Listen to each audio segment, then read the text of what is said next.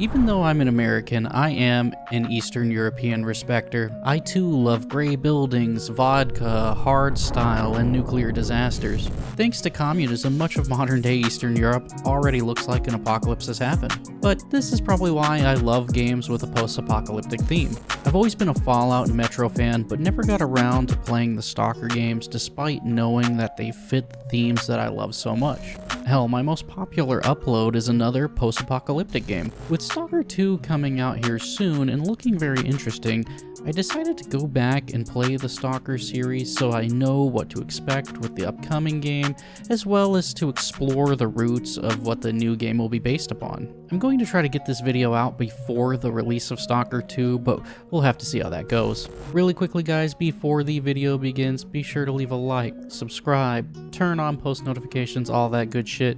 Comment down below letting me know what other types of videos that you want to see from me in the future. We are pushing to get the channel monetized, so every little bit helps. Please also consider checking out my locals if you wish to support me further. But let's go ahead and jump right back into the video. The first game in the series, Shadow of Chernobyl, was published in 2007, and it's a true gem. It's a game that really deserves to be talked about more than it is, and after playing it, I can really see how it's gained such a cult following. The fan base for this series, and for this game in particular, are intense. And with this just being a rapid fire review that leaves out some of the finer details, they'll probably have to expand upon it or correct some things in the comments. I love that a game could be made with such passion that very same passion is shared by the fans. I feel like it's been a long time since I've played a game where I could feel the developer's passion throughout the game. Regular viewers of the channel know that I have a particular disdain for modern games, and it's largely due to a lack of passion being put into those games, as well as the self-inserting and political propaganda, of course. The atmosphere in this game is spectacular and unmatched even by its sequels. Now the game does something interesting in that it says, hey, you know how awesome the Chernobyl disaster was? Well, wouldn't it be amazing if it happened twice? Yes, the story takes place after a fictional second Chernobyl disaster. The game is basically Fallout for Chads. The zone is harshly beautiful and full of depth. There's always something going on in the world and you don't feel like the center of attention. It feels like life goes on with or without you. The ambient soundtrack is so perfectly subtle that you often don't notice that it's there, but the game would feel empty without it. Some of the sounds in the world will actually startle you. It's amazing that a game this old is still able to fully immerse you in its world. Now, some of the sound mixing isn't great. Some sounds are extremely loud when they shouldn't be, and there's some mid-2000s audio compression, but it's still great overall. There's detailed weather effects, night and day cycles, all of which add to the ambience. The night being extremely intense when you can barely see what your flashlight lights up. The aesthetics are fantastic for its time, and the mutants and anomalies are genuinely scary. There's a ton of both action and horror. Now, the intro to this game is sick. You're in a death truck that gets struck by lightning, you get rescued and then plopped on a table. Like so many mid-2000s games, you have amnesia. You're the marked one with the literal tattoo of the game's title, Stalker. Stalker, which is an acronym for scavengers, trespassers, adventurers, loners, killers, explorers, robbers. And you have a PDA with only the message to kill the Straylock. Spoiler alert, you are Straylock. I'm not going to do a narrative breakdown because that would take too long and kind of defeat the purpose of this video, and there's already many videos that do a great job of breaking down these specific narrative points, but I did want to say that the narrative, it didn't really speak to me, possibly because of the jankness of the dialogue and the subtitles. There are some genuinely interesting characters, but it was really hard for me to take it seriously. I think if I replay the game again, I'll enjoy the narrative more. The first 2 hours of the game are probably its worst, and it's a major adjustments from other games, so I know that most people probably just stopped playing at that point. This is clearly not a game for normie retards, and I'm glad that that's the case. Your starting pistol is about as effective as throwing crumpled up tissues at the enemy, and about as accurate as Hassan Piker's political commentary. There will be a point though where the gameplay just clicks and you can't stop playing. The gameplay is extremely intense. This game is hard even on the easiest difficulty. I definitely encourage save scumming. I'm not ashamed of it. You can die extremely quickly, and sometimes the autosaves are extremely unfriendly, causing you to feel like you wasted so much time. You will die. A lot. That's the Stalker experience. This game is really just a Slavic daily life simulator. Vodka, sausages, and bread is a balanced breakfast. The game also has white monsters, the nectar of the gods. The difficulty scales.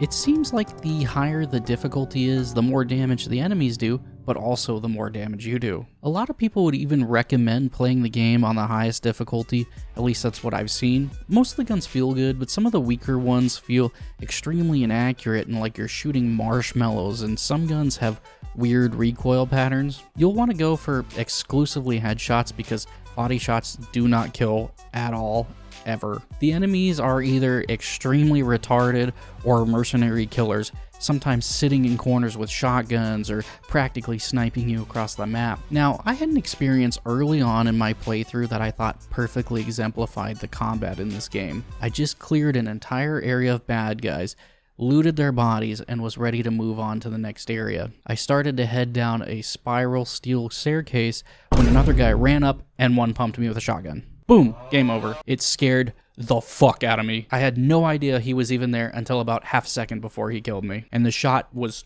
so loud in my ear. Then I had to redo all of the fighting I had just done, which was a little frustrating. You'll also need to watch out for the condition of your weapons as well as your carrying capacity. Years of Fallout have guaranteed that I'm always carrying too much crap, and it's hard for me to drop anything ever. The mutated wildlife is extremely scary, intimidating, and sometimes formidable. The anomalies will kill you if you enter them, but you can throw bolts to see them easier, but oftentimes the outlines of them make it easy enough to see them and avoid them. I played for a while before I even realized you could throw bolts, but you can see the outlines of the anomalies, so it really wasn't a big deal. There are artifacts that can boost your stats, like health regen or damage we take from mutant attacks. They do have trade-offs like reduced health or reduced endurance. You'll have to kind of pick and choose your ideal loadout, and some of the trade-offs really aren't worth it. The reduced health or the increased bleed are particularly annoying. There are several factions in the game, most of which are hostile or indifferent to you. Most of the factions are stupid. In general, there won't be much meaningful interaction in the game until you get to the bar. The bar is the best location in the game. You get to kick back with a drink while listening to music and talking to the other people there. Chilling in the bar is the vibe. Much like real life, alcohol is the solution. A major problem with the game is the sheer amount of backtracking that you have to do. There is no fast travel system, and you'll have to walk back and forth across the majority of the map several times throughout the game, and it can really dampen the experience. The game is far from flawless. You'll probably want to look at recommendations of mods to use if you're going to play the game. The game is also extremely buggy and the definition of Eurojank. I actually stopped playing because one of my missions broke. I played the vanilla game with 0 mods installed to get the true and raw experience. The game has random freezing, crashing, and I may play more later with mods installed. If I do that, I'll probably start the game over because I think I would like to re-experience the narrative, and it may be more compelling now that I'm used to its style after playing the series. Despite the broken nature of the game, I'm tempted to call it a masterpiece. The sheer immersion that you get while playing this game outweighs any of the cons you'll experience. This game definitely deserves the high praise it's been given by its fans. Clear Sky is the prequel to Shadow of Chernobyl, having released a year later in 2008. Now, I'm really only going to talk about what's different in comparison to Shadow of Chernobyl because I don't think it does a lot of good to repeat the same things over and over again when it's not necessary. I'm sure a few times I will, but I'll try to keep it only when it's necessary. It does have a Fallout New Vegas type intro, where instead of being shot in the head, you're a mercenary named S.T.A.L.K.E.R who's knocked out by an emission and get awoken in a doctor's office having miraculously survived. The emissions are an interesting addition. It's both good and bad. It's this crazy atmospheric experience causing you to need to run inside into cover immediately or you get smoked. The only issue is they happen all the time. The graphics are improved upon a little bit, but the ambience just isn't as good. The atmosphere is brighter and livelier because the zone just isn't in as bad of a state, which is understandable, but it's a clear downgrade from Shadow of Chernobyl. The lighting is much better though. Nighttime seems even darker and scarier, and the daytime really seems improved as well. Much of my early playthrough was in the dark, and it was terrifying because I couldn't see past like 5 feet in front of me with what my flashlight lit up, but I could hear mutants and animals crying out and gunfire ringing out. This game has a similar shitty intro with shitty guns, but this time it's in a swamp. It also sends you to the obvious exit fast travel point, which is guarded by a turret, so you have to leave and go to a further away exit, which is just such a go fuck yourself. The fast travel points being added is a huge positive though. As I mentioned for Shadow of Chernobyl, you had to backtrack across the map a lot, so removing that element is nice. I also see people saying that the story isn't as good, but to me the narrative was actually easier to get into. Perhaps this is because the dialogue and the subtitles were mostly complete. It's immediately apparent that there's way more voice characters than the first game. Now you do actually have contact with S.T.A.L.K.E.R from the last game as well. The combat music is now rock music, which is fine, but it's definitely a step down. The combat is mostly the same, except for you don't have iron sights for handguns anymore. Everyone complains about how accurate the enemy's grenades are, and it's true, they have perfect pinpoint accuracy with grenade throws. It's seriously like your enemies are Tom Brady and Peyton Manning just dropping dimes on you all the time. It can be extremely frustrating to deal with. You also get robbed of your cash multiple times while playing. Clear Sky, at least to me, generally seemed easier than Shadow of Chernobyl, except for the intro is just as bad, if not worse. However, now the bleeding is more severe and the indicator for the bleeding is worse and hard to tell, so sometimes your health is just rapidly disappearing and you won't even know why, or won't even realize. And now your regular medkits also don't stop bleeding,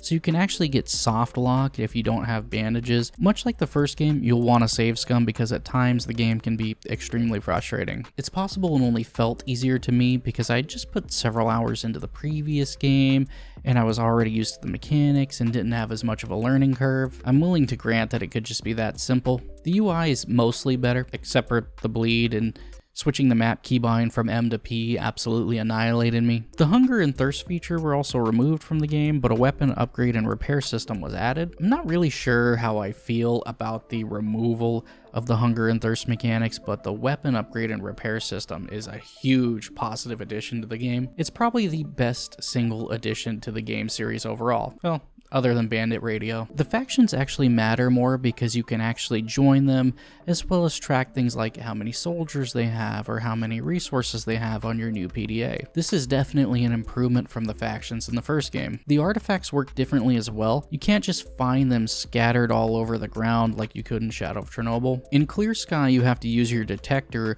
and of course they're normally near anomalies. You can probably beat the game without finding or equipping a single one. Again, the general consensus is that you have to mod the shit out of the game to get the best overall experience. The game, at least to me, seemed much more polished than Shadow of Chernobyl. It still has bugs, but nothing game-breaking. I've seen other people say that it's worse, but that just wasn't my experience. This game does a lot of things better than the first game, but I agree that it's a downgrade over Shadow of Chernobyl overall, but I still feel like it's a fantastic game and definitely worth your time. I can see why people say that this is the worst game in this series, and it is, but that's only because it has such fierce competition from the other two games in the series. The final game in this series, before Stalker 2 that is Call of Pripyat, released in 2009. This game is often regarded as the most refined one in the series, and I can see why. It's definitely the most polished one in the series, which still isn't saying much because, as we've discussed, they're all beautifully broken in their own ways. There are just several quality of life improvements that really make this game shine. Iron sights are back for the pistols, the UI again is improved upon, there's a quick menu for your heals, there's beds you can sleep in to pass the time. This game generally has far less issues when it comes to bugs. The intro is also much better than the previous two games. You have a better gun, more supplies, and you're really just thrown onto the map with no tutorial and told to go. And speaking of the map's even larger. The first part of the map feels emptier, and you actually have to get escorted to other sections of the map you wouldn't have access to, which have a lot more going on. In general, there's parts of the map that are closed off until you talk to the right person, and this really pissed me off for a minute because I was hella confused as to why I couldn't get to a helicopter crash site for a mission, and then one of my side objectives had the answer. Not my main objective, but one of the side objectives. Damn this game for making me read the mission objectives. S.T.A.L.K.E.R is in this game as well, and yes, you can kill them. The side missions are the best in this game. The last two games had a lot of missions that are go here and fetch that, but they're really well developed in this game and have a ton of depth. One of the side missions has a huge nest of sleeping bloodsuckers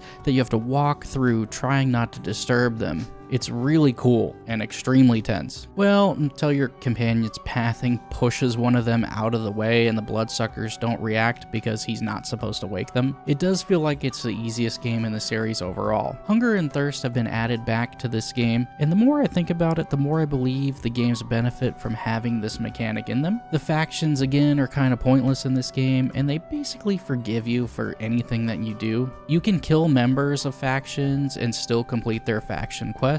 This kills some of the immersion, but if a member of a faction has a particular piece of gear that you want, you can kill them and take it and still complete the missions. The game overall takes a lot of the good and most polished elements of the series and combines them into the most polished game in the series. A lot of this game does feel emptier and more devoid of content, but the content that is there is the best of the best. You really have to decide whether you want a more polished but more empty experience or an extremely broken but content-packed experience. It seems that when looking at reviews, it's fairly split, but this game generally gets the edge over the other games in the series. Like the other games, I played this game with 0 mods for the vanilla experience. I could see this game being the worst in the series overall when you factor in mods, but at least in its normal state, I tend to agree that it's the best overall in the series. There's a lot more nuances to these games than I talked about in this video, so keep that in mind. As we discussed, this is a heavily flawed